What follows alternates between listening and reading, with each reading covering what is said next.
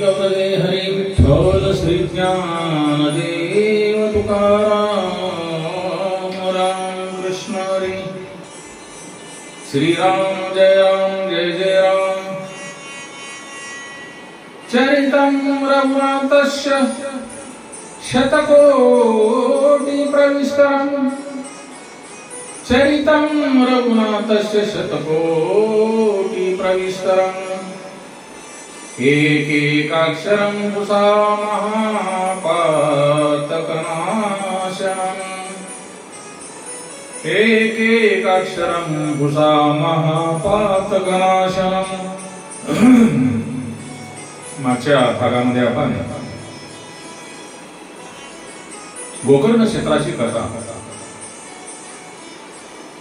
या भागावर प्रकाश टाकत असतो।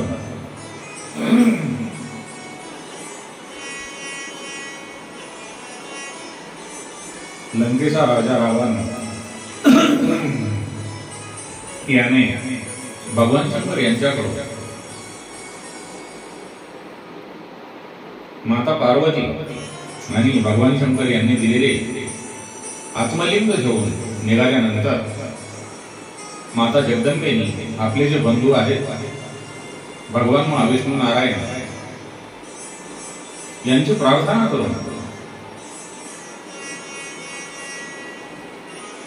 भगवान महाविष्णू नारायण हे विप्र रूपाने ब्राह्मणाच्या वेशामध्ये रावणाच्या समोर येऊन, हे रावणा, तुझी स्त्री घेऊन जात आहेस, ती एकदम अत्यंत कुरूप आहे, जर्जर आहे, म्हातारी आहे, तू हिला कशाला घेऊन जातोस असे रावणाला सांगितल्यानंतर रावण तिला आपल्या खांद्यावरून खाली उतरतो आणि तिच्याकडे पाहतो तर ती एकदम कुरूप अवस्थेत रावणाला दिसते आणि तो परत भगवान शंकर यांच्याकडे जाऊन, हे देवादिदेव महादेव, तुम्ही मला अशी कुरूप स्त्री कशासाठी दिली? तेव्हा महादेव सांगतात, अरे रावणा, ही जगदंबा ही जन्मी मायावी आहे, कपटी आहे, ही नाना रूप धारिणी स्त्री तुझ्यासाठी योग्य नव्हतीच। अरे ती मोठी फसवी आहे, ती ब्रह्मांडाची रचना तर करतेच, पण स्वतः मात्र अव्यक्त राहते।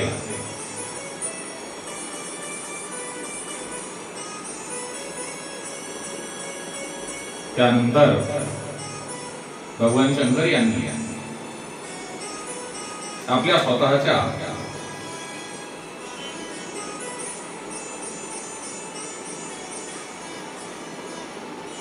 देहापासून, शरीरापासून एक दुसरी सुंदर स्त्री तयार करून ती मयासुर राक्षसांच्या पोटी जन्माला घातली आणि रावणास सांगितले, हे रावणा, मयासुर राक्षसाच्या पोटी एक सुंदर स्त्री जन्माला येईल आणि ती तुझी पत्नी होईल। तुझे लग्न झाल्यानंतर मयासुराजवळ असलेली शक्ती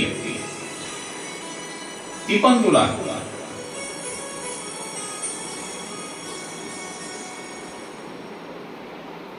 दान म्हणून देऊन टाकली। त्या शक्तीमध्ये सप्तकोटी मंत्राचे सामर्थ्य असे, असा वर आणि आशीर्वाद भगवान शंकर यांनी रावणाला दिल्यानंतर तर रावण एकदम आनंदित होऊन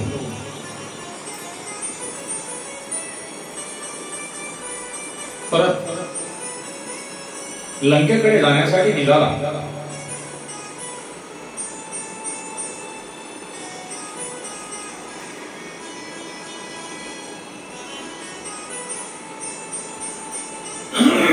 तेव्हा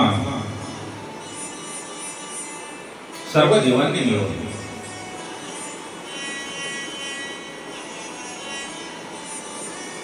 भगवान श्री गणेश यांची प्रार्थना केली, हे देवादिदेव, हे विघ्नहर्ता, जे देवांनाही दुर्लभ आहे असे आत्मलिंग भगवान शंकर यांच्याकडून मिळवून रावण हा लंकेला जात आहे.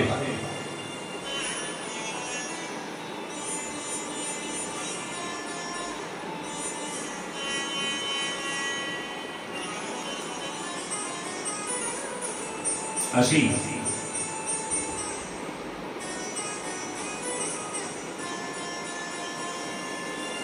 माहिती भगवान श्री गणेशांच्या कानी टाकून ते भगवान श्री गणेशांना म्हणतात, आपण कोणत्याही परिस्थितीत हे आत्मलिंग लंका नरेश यांना लंकेमध्ये घेऊन जाऊन स्थापन करण्यास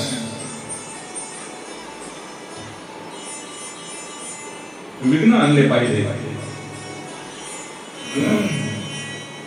त्या सर्व देवतांची विनवणी प्रार्थना भगवान श्री गणेश यांनी ऐकून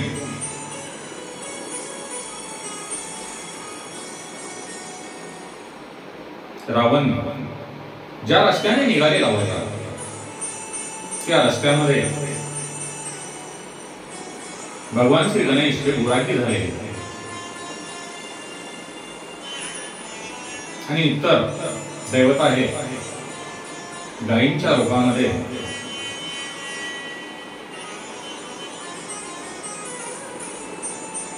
रावणाच्या रस्त्यामध्ये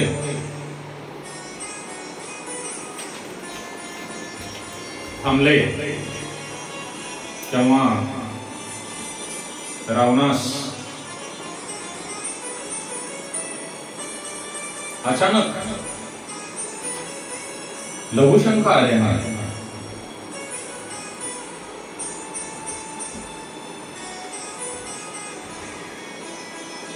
त्या लघुशंकेमुळे रावणास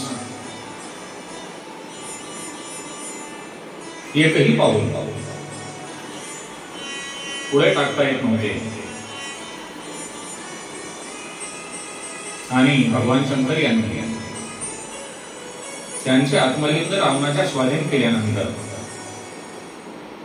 तू रस्त्यामध्ये हे कोठेही ठेवू नकोस असे भगवान श्री गणेश यांनाही रावणाला जे सांगितले होते ते माहित असल्यामुळे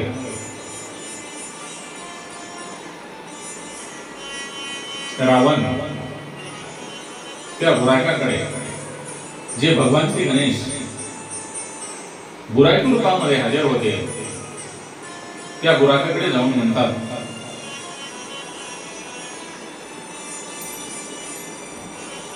हे महोदय,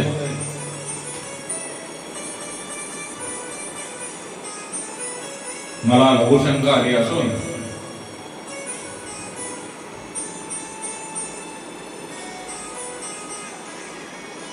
माझी लघुशंका होईपर्यंत जे भगवान शंकर यांनी मला दिलेले आत्मलिंग आहे ते आपण हातामध्ये घेऊन थांबा. सुरुवातीस बुराकी रूपामध्ये असलेले भगवान श्री गणेश यांनी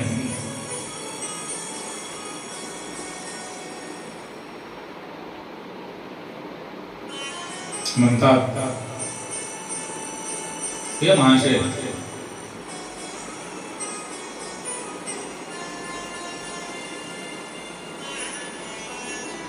आपण माझ्याकडे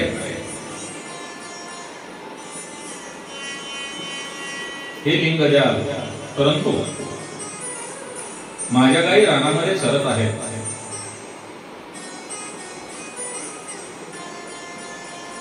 आपणास लघुशंकेस किती वेळ लागेल हे सांगता येत नाही, आणि मला तेवढा वेळ काही आत्मलिंग घेऊन उभे राहणे शक्य नाही. तेव्हा रावण म्हणतो, अरे बाळा,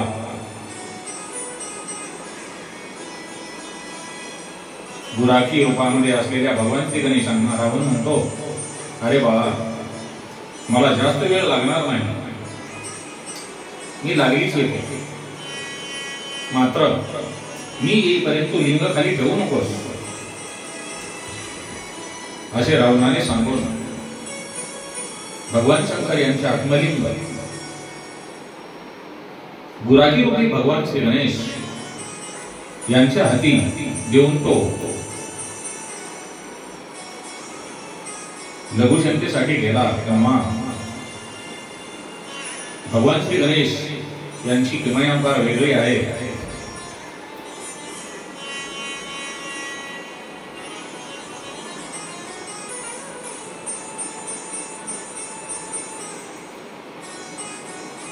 स्वतः भगवान महाविष्णू नारायण हे देवादिदेव महादेव यांची सेवा करण्याकरिता त्यांचे पुत्र झालेले आहेत.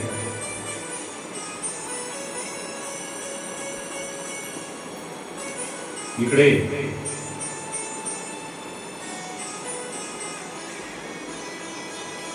रावणाची लघुशंका मात्र काही केल्या थांबत नसल्यामुळे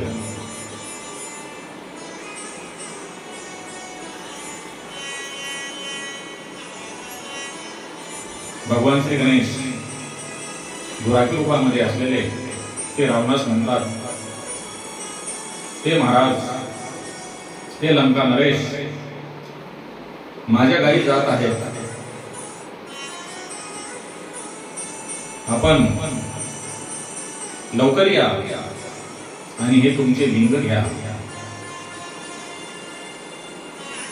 असे रावणास भगवान श्री गणेश हे बोलत असताना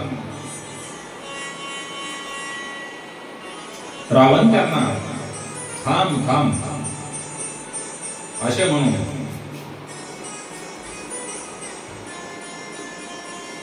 हाताने पुन्हा करत होता, परंतु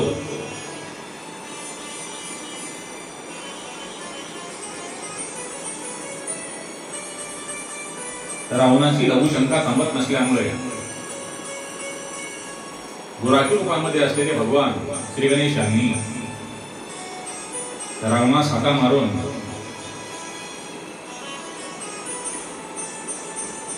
काहीही उपयोग झाला नाही,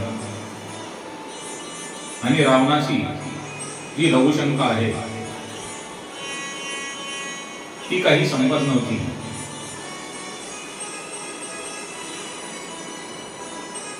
तेव्हा भगवान श्री गणेशांनी 2-3 हाका मारून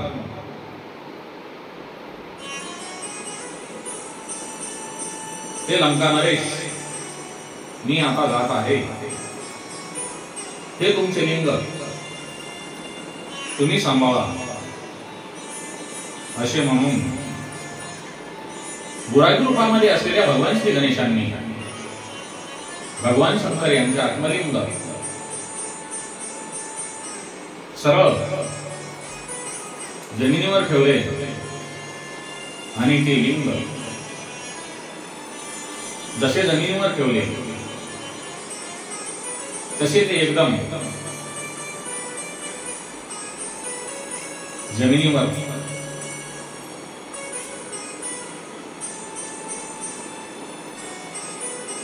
मजबूत घट्ट अवस्थेमध्ये पकडून बसले. तेव्हा रावण त्याच अपवित्र अवस्थेत त्या आत्मलिंगाजवळ धावत आला आणि गुराखी रूपामध्ये असलेल्या भगवान श्री गणेशांनी जमिनीवर ठेवलेले आत्मलिंग उपटून काढण्याचा प्रयत्न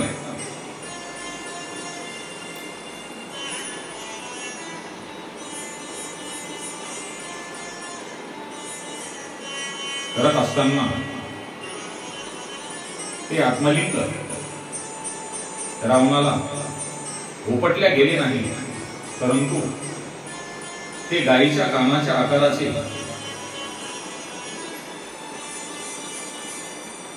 जमिनीपासून वर उपटण्याच्या प्रयत्नामुळे गायीच्या कानासारखे होऊन बसले. तोपर्यंत गुराखी रूपामध्ये असलेले भगवान श्री गणेश आणि देवता अंतर्धान पावलेले आहेत. आता इथून आत्मलिंग काही निघत नाही, म्हणून रावणाने तेथेच भगवान शंकराच्या आत्मलिंगाची पूजा केली. तेव्हापासून हे ठिकाण गोकर्ण महाबळेश्वर या नावाने प्रसिद्ध झाले असून ते कर्नाटक या राज्यामध्ये स्थित आहे.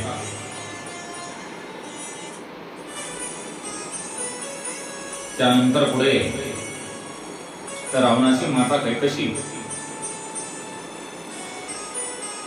तिने गोकर्ण क्षेत्री जाऊन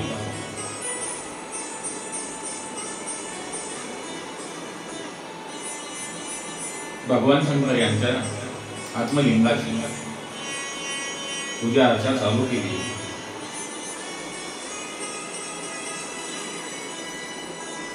भगवान शंकर यांचे जे आत्मलिंग आहे ते श्री गणेश भगवान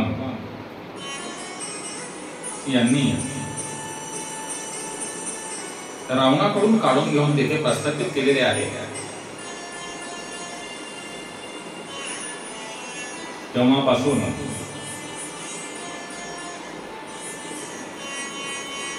देवी देवता ऋषी मुनी त्या ठिकाणी जाऊन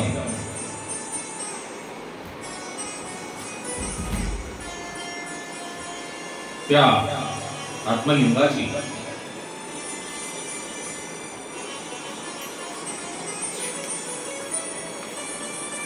पूजा करत असत.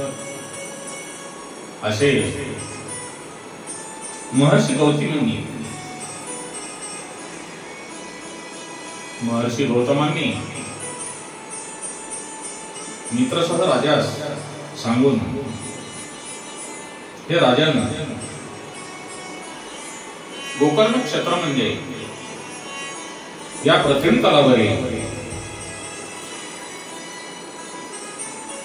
कैलास नगरीच आहे. ते स्थान इतके पवित्र आहे की त्या स्थानाचा महिमा वर्णन करता येणार नाही. कारण हे राजा ओंकार रूपाने भगवान शंकर, माता पार्वती, भगवान शंकर यांचा परिवार, शिवगण हे तिथे निवासस्थान करत असून त्या ठिकाणावर यक्ष, किन्नर, गंधर्व आदी देवता भगवान शंकर यांच्या सेवेमध्ये तत्पर असतात, त्यांची सेवा करतात. तुंबर गंधर्व हे शिवलीलेचे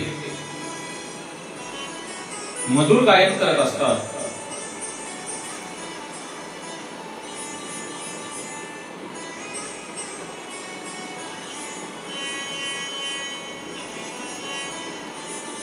गोकर्ण क्षेत्र हे स्थान म्हणजे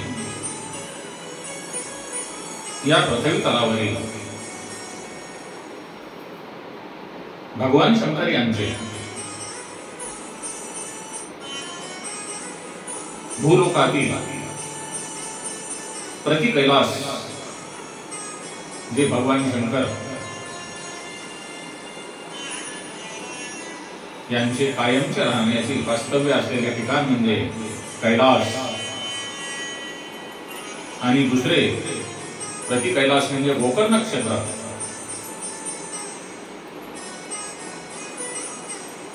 असल्याचे महर्षी गौतम राजा मित्रसह यांना सांगत असून तिथे भगवान शंकर यांचे सिंहासन लखलखीत असून चारी दिशांची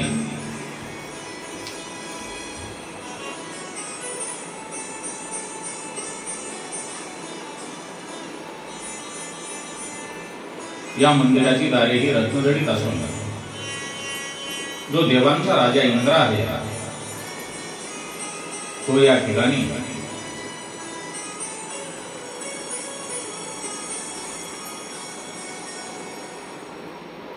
स्थान रक्षणासाठी सिद्ध असून दक्षिण दिशेकडे यमराज हे रक्षण करण्यासाठी तत्पर असून पश्चिमेस वारुणीपती तर उत्तरेस जे भगवान शिवांचे परम मित्र आहेत ते कुबेर सज्ज असून या स्थानी कर्पूर गौर असलेले माता जगदंबेचे माता भवानींचे पती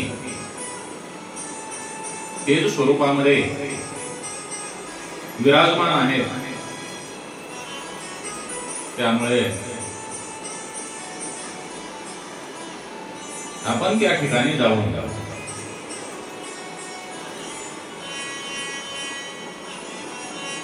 आपण ज्या ब्राह्मणाची हत्या केलेली आहे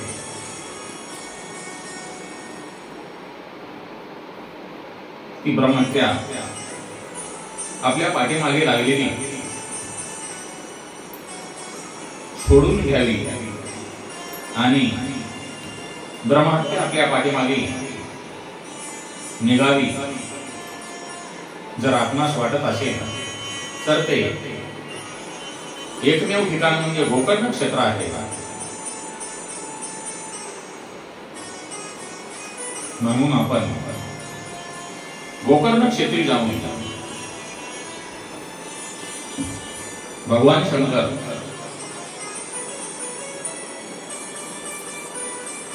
यांची आराधना करून त्यांचे नाम संकीर्तन करावे. हे राजांना इतर तीर्थ क्षेत्रामध्ये 1,00,000 वर्ष जरी खडतर तप केले तरी गोकर्ण क्षेत्री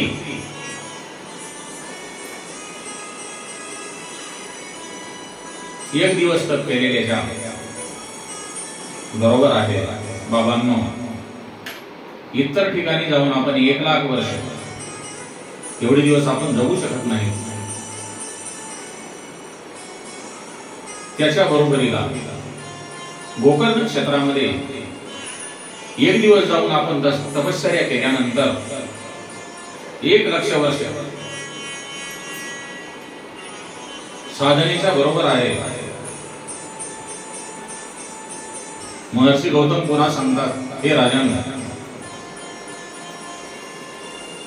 अमावस्या, संक्रांत, सोमवार, प्रदोष, पर्वकाळ अशा शुभ दिवशी या स्थानी येऊन स्नानादी पुण्यकर्मी देवी असता सर्व पुण्य पदरी पडते. हे गोकर्ण क्षेत्र महाबळेश्वरांचे शिवलिंग आहे. साक्षात रावणाने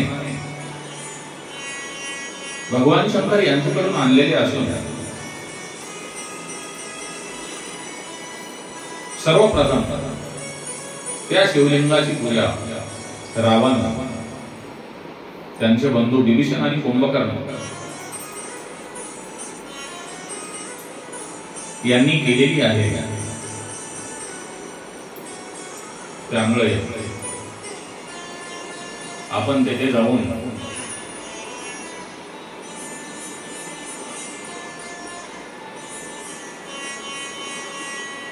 भगवान भोलेनाथ, देवादिदेव महादेव, माता पार्वती यांची साधना करून, पूजा करून, प्रार्थना करून आपल्या पाठीमागे लागलेली ब्रह्महत्या यापासून मुक्त व्हावे असे महर्षी गौतमींनी मित्रसह राजांना सांगितले. तेव्हा मित्रसह राजांनी महर्षी गौतम यांचे दर्शन घेऊन, हे महाराज, माझे फार भाग्य आहे, माझे भाग्य उदयाला आल्यामुळे आपण मला भेटला आणि आपण माझ्या उद्धारासाठी जी मला गोष्ट सांगितली त्या बाबतीत मी आपला जन्मजन्मी ऋणी राहील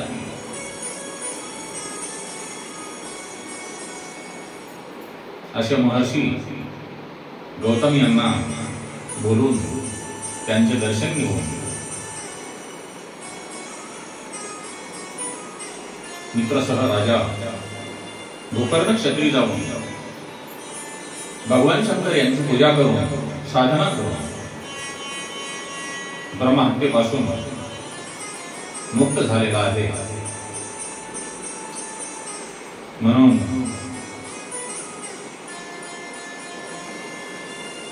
जो भोळा बाबडा, देवांचा देव, देवादिदेव महादेव, संशानवासी, अंगामध्ये वैराग्य असलेल्या अशा देवांचा प्रत्येकाने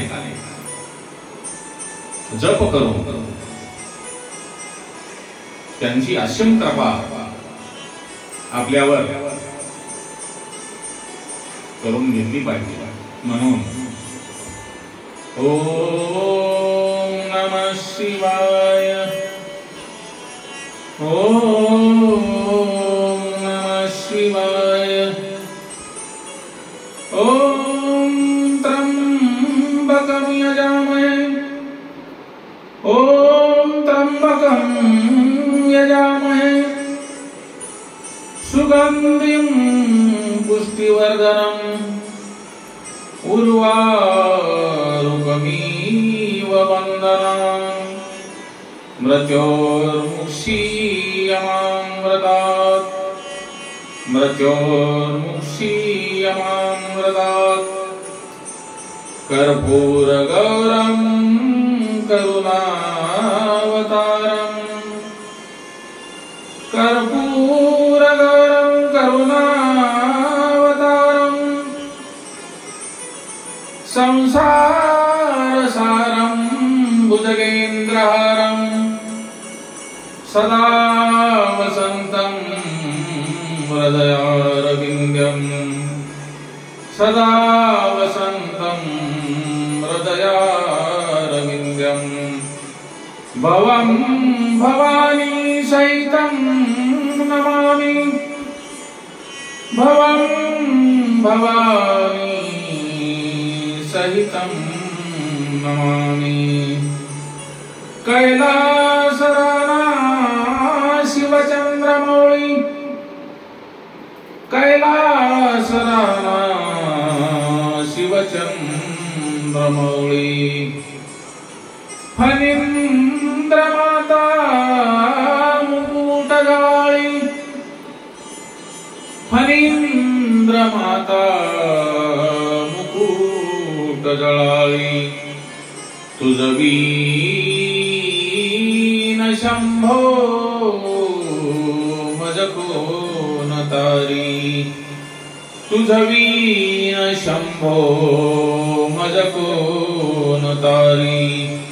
ओम नमः शिवाय, ओम शिवाय। ओम नमः शिवाय।